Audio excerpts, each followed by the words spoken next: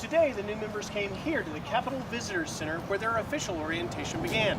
Later in the week, they'll be introduced to the House floor, attend a welcome reception, elect leadership, and take a class photo. By the week's end, they'll receive their office assignments, and their work will begin the first week of January, where they represent the people that elected them by the biggest congressional landslide in history. It's great to be here carrying your message to the Capitol. And that message is one of accountability.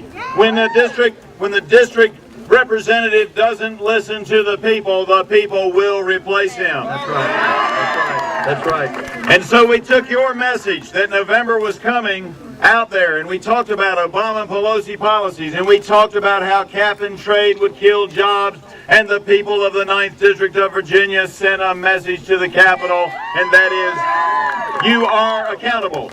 But when I was in high school at Andrew Lewis High School in Salem, Virginia, there was a poster on the wall my senior year with a picture of that building, and said underneath it a quote from Alexander Hamilton, "Here, sir, the people govern." I full well understand and know that if I don't heed that message, November is always coming. It's great to see so many Americans, so many people who believe in liberty and freedom, so many people who believe that it is your right and responsibility to come to our nation's capital and fight for the freedoms that our grandfathers fought for, that our kids and our grandkids deserve, and that we all would, like the New Hampshire way says, live free or die for. Ladies and gentlemen, the last 4 years of my life I spent as a mayor of a medium-sized city called Manchester, New Hampshire. Very proud of what I did. I took one vote and turned it into cutting taxes, cutting spending, cutting borrowing, cutting debt, cutting deficit, and actually got reelected. Because that message was the will of the people. It was the will of the people. And the will of the people has spoken again. And this infamous freshman class will not let you down. We will join with you. We feel you with us and among us. We will not let you down. We will make sure that we cut borrowing, that we cut spending, that we cut taxes, that we make sure we get rid of Obamacare,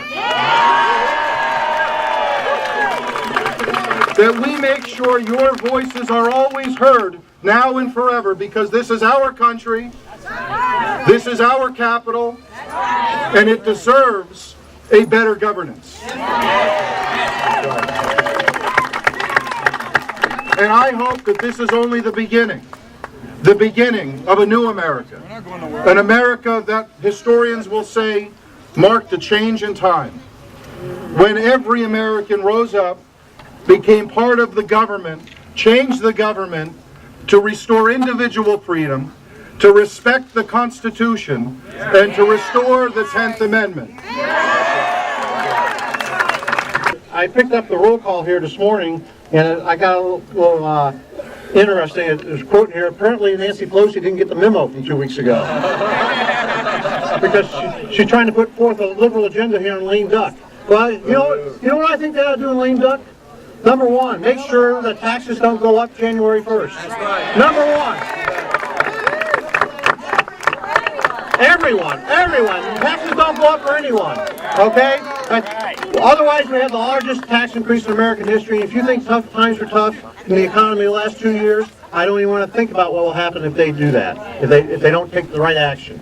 Second, I'd love to see health care repealed, but I don't think this lame duck Congress is going to do it. But at the very minimum, while they're here in the next week or so, they ought to repeal the burdensome regulations on businesses and the 1099 forms. That needs to go away. And obviously, they don't pass things like card check, take away employers' workers' rights. They don't pass the national energy tax.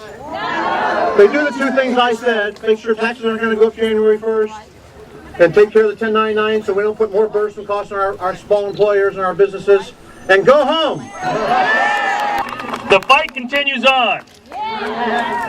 The election is over, but the fight continues on. And make no mistake, this is a fight. There are those that want to raise taxes, there are those that want to continue to increase spending, and the fight continues on. You know, as a congressman-elect, when I get sworn in January, you've got my word. I'm going to continue this fight. But in the meantime, I'm still a farmer. I'm still a small business owner. I'm still a veteran.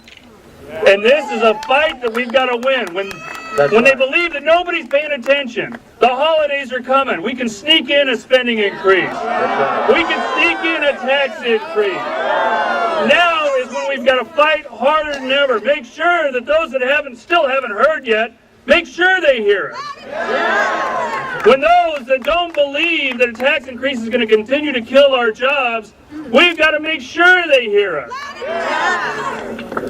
I again, like everybody else, want to thank you, but more than anything else, the fight continues on.